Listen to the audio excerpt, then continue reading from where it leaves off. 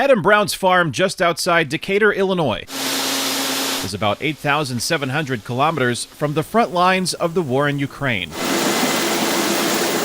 But when artillery shells and missiles land half a world away, Brown feels the impact on his cornfields in the Midwest. We're reeling from the invasion of Ukraine because it really made everything topsy-turvy, unpredictable for us. It started with increased prices for grain products. So we saw this vast ramp up, both in corn and soybean prices. That's because markets reacted to the interruption of Ukraine's significant agricultural exports. Prior to the war, they were number 7 exporter of corn. They're a big competitor, and we want them to be competitors. As other countries filled the void created by the loss of Ukraine's grain products, this year wheat prices fell about 50% from all-time highs reached during the first month of Russia's 2022 invasion of Ukraine.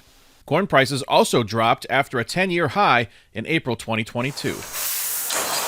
Russia's attacks on Ukraine's export infrastructure injected new volatility into the international marketplace. You'll see acts of aggression, missiles and things lobbed at grain silos along the Black Sea or grain ships that are compromised, and that'll lead prices to spike for a day, only for them to fall back down to some more sustainable volumes afterwards. Owen Wagner, a grains and oilseed analyst with Rabobank, says markets are continuing to adapt to Russia's attacks. It's a little bit of a sad reflection, I think, that the world has just sort of become accustomed to what's coming out of Russia.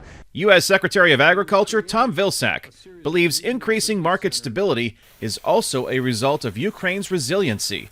Ukraine has been working feverishly to create alternative routes and avenues. And I think there's now much more of an opportunity to move grain than there was, say, 12 months ago. Notwithstanding maybe the challenges on the Black Sea, there is now an inland route through Romania that is moving quite a bit of grain.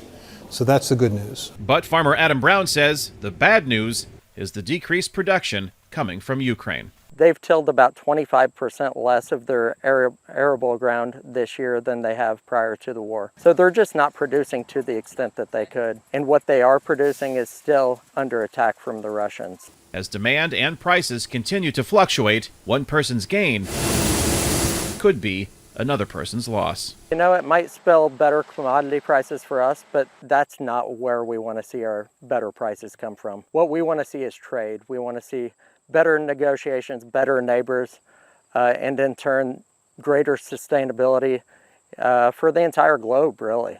A globe where the attention has quickly turned to a new war between Israel and Hamas, as the conflict in Ukraine and uncertainty over its crop exports grinds on. Kane, Farabaugh, VOA News, Decatur, Illinois.